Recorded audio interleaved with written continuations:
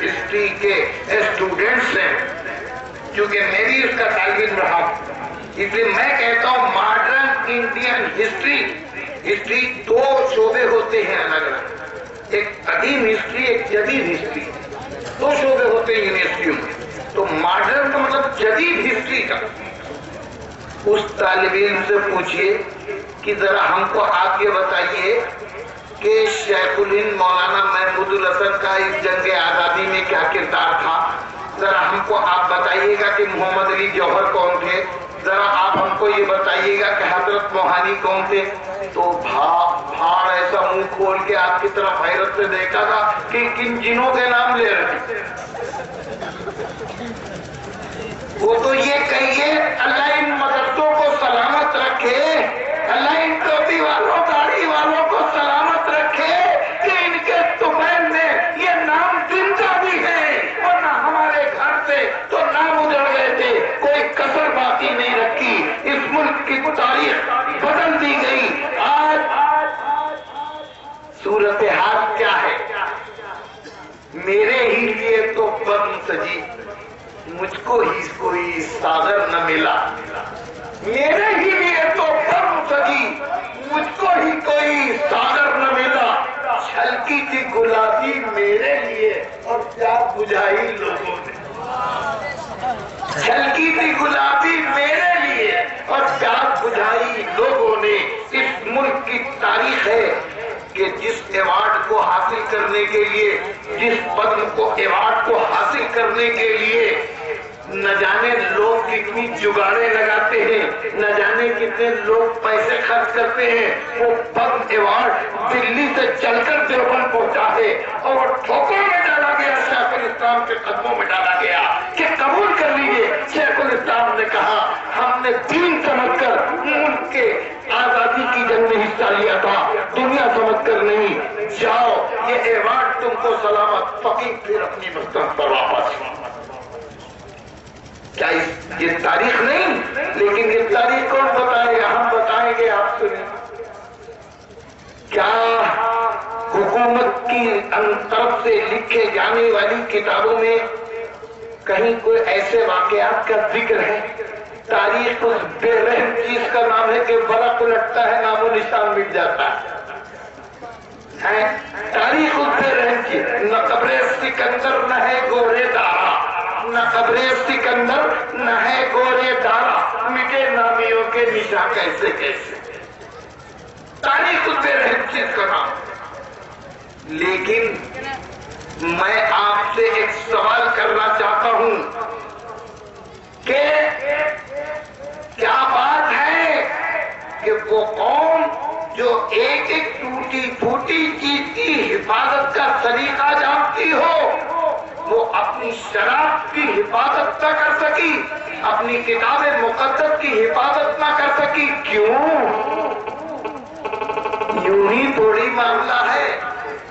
اس کتاب کا مالک، کتاب کے والے نے، جس نے تورات اتاری، جس نے انجیل اتاری، جس نے زبور اتاری، اسی نے قرآن بھی اتارا۔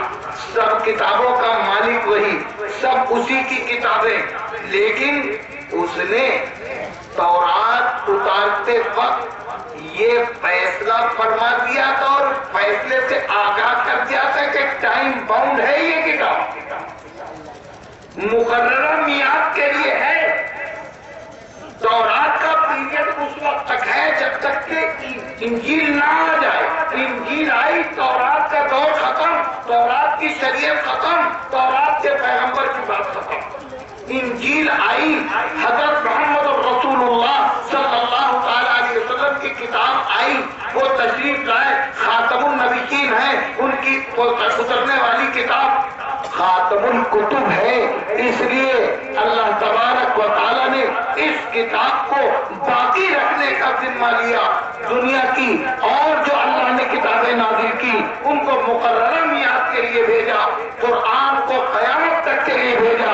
اسی لیے اللہ نے قرآن میں اعلان کیا اِنَّا نَحْنُ نَزَّلْنَا الذِّكْرَ وَإِنَّا لَهُ لَحَافِظُونَ، ہم نے اس ذکر کو اتارا، ہم اس کی حفاظت کریں گے۔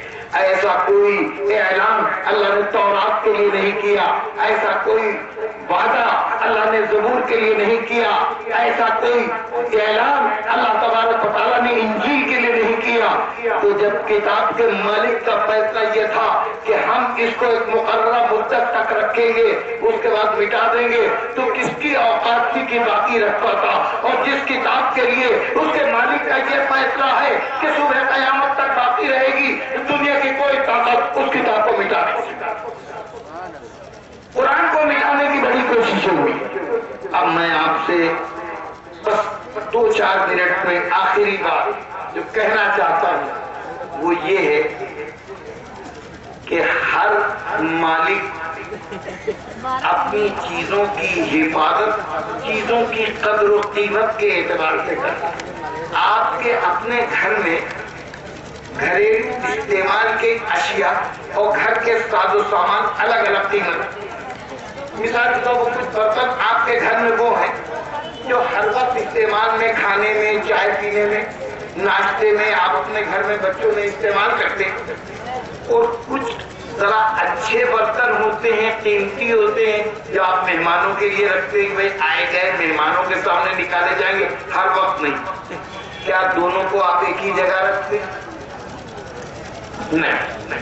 جو ہر وقت کے استعمالی برتن ہیں وہ کچن میں، باورچی خانے میں کہیں ایسی جگہ رکھ دیا، الماری میں رکھ دیا، کوئی بات نہیں۔ لیکن وہ جو ذرا اچھے ہیں، وہ ذرا قیمتی گلاس ہیں، بچوں کی پہنچ سے ان کو دور رکھو، ذرا اچھی اونچی الماری میں رکھو، سجا کے رکھو، ٹھیک ہے؟ عورتوں کو اپنے زیورات سے بڑا پیار ہوتا ہے۔ وہ ہاتھ کی انگوٹھی سونے کی، وہ بڑی، آپ ذرا غور کیجئے، وہ ہاتھ کی انگوٹھی بڑی کہ اس کے کچن میں جو پتیلی ہے وہ بڑی، لیکن پتیلی وہ یوں ہی رکھ دیتی ہے، لیکن انگوٹھی کی حفاظت کہاں کرتی ہے؟ اپنے پاس جو موجود سب سے معتبر جگہ ہوتی ہے۔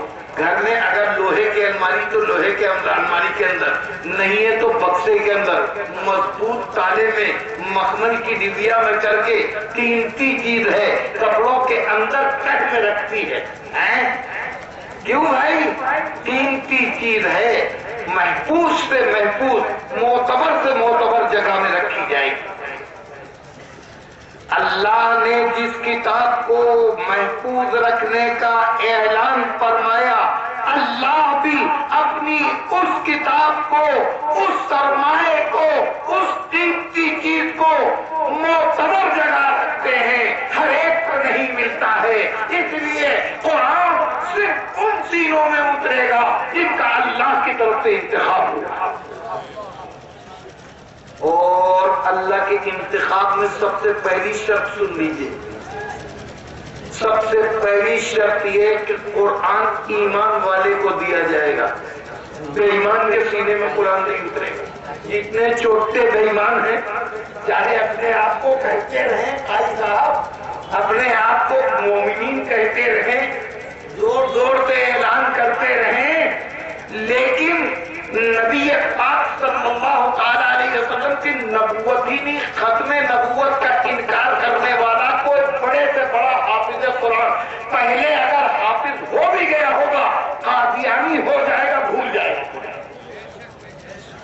بھول جائے گا۔ اللہ کی غیرت دوبارہ نہیں کرتی۔ اگر کوئی حافظ قرآن، حفظ قرآن کرنے کے بعد حضرت نبی کریم صلی اللہ تعالی علیہ وسلم کے اصحاب کا منکر ہو جائے گا، نافی ہو جائے گا، قرآن چھن جائے گا۔ کیوں؟ اللہ نے شرط رکھی ہے کہ قرآن ایمان والے کے سینے میں محفوظ ہوگا۔ میں کہنا صرف اتنا چاہتا ہوں، اے لوگوں، اپنے مقدر پہ ناز کرو، اپنے اوپر ناز کرو، اپنے نصیب پر جتنا جی چاہے فخر کرو۔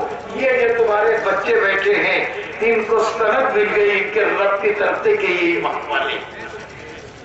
ایک مسلمان کو یہ سوچنا چاہیے، ایک مسلمان کو یہ سوچنا چاہیے، مل گئے شاہدین اور کیا چاہیے، مل گئے شاہدین اور کیا چاہیے۔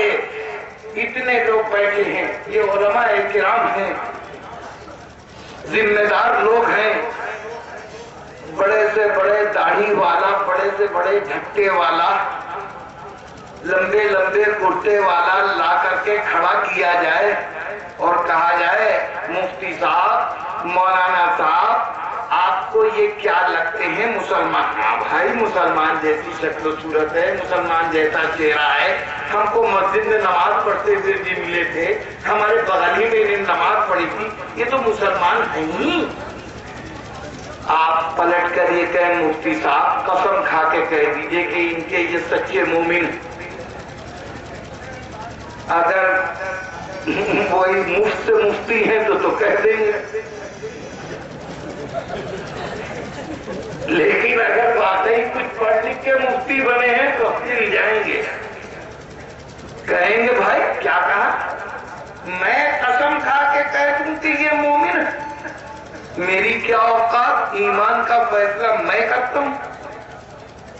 मैं जाहिर के एतबार से कह सकता हूं, देखने में मुसलमान लगते, मैं अल्लाह की रहमत से उम्मीद करता हूं, मैं हुस्न ज़न रखता हूं कि ये मोमिन है, लेकिन अल्लाह के रजिस्टर में इनका ईमान, इनको मोमिन लिखा गया है कि नहीं, वाकई ये मोमिन है कि नहीं, ये उन्हीं का हक है, ये वही फैसला कर सकते हैं। लेकिन जिसके सीने में कुरान महफूज हो गया, हम कसम खा के कह सकते हैं कि खुदा की कसम ये मोमिन है, अगर मोमिन न होता तो अल्लाह इसके सीने में अपना कलाम महफूज न करता। ऐ मुसलमानों, इन बच्चों के सरपरस्तों, मदरसे वाले तुमको बहुत बड़ी नेमत दे रहे हैं, बहुत बड़ी दौलत दे रहे हैं। तुमने खाली हाथ दिया था, ये भरे हाथों के साथ दे रहे हैं कि अपने ही नहीं, बस अपने ऐसे रिश्तेदारों को जो अल्लाह के गज़ब के मुस्तहिक़ हो चुके होंगे, जिनके लिए फैसला किया जा चुका होगा कि ये जहन्नम में भेजे जाएंगे, एक हाफिज़ कुरान की सिफारिश पर ऐसे 10 जहन्नमियों का अल्लाह फैसला वापस लेकर उनको जन्नत में भेजेंगे। खुद इनका मकाम क्या होगा ये तो अल्लाह ही जाने। इसलिए इनकी कद्र को जानिए, इनकी कीमत को समझिए। आप एक बाप अपने बच्चे को, एक उस्ताद अपने शागिर्द को, जो कुछ भी मुखलिस उस्ताद होता है अपना हुनर सिखाता है। एक डॉक्टर डॉक्टरी सिखा सकता है, एक इंजीनियर इंजीनियरिंग सिखा सकता है, एक बड़े से बड़ा कारीगर कारीगरी सिखा सकता है, लेकिन उन सब का दायरा इसी दुनिया तक है, आखिरत तक कोई गारंटी नहीं है। लेकिन इन बच्चों को जो दिया वो इन्हीं के लिए नहीं, बल्कि इनके 10 अजीजों तक के लिए गारंटी का सामान दिया। इसलिए अपने मुहसिनों को पहचानिए। अल्लाह तबारक व तआला हमको कदर करने और समझने और उसके तकादों को पूरा करने की तौफीक अता फरमाए। व आखिर दावाना अल्हम्दुलिल्लाह।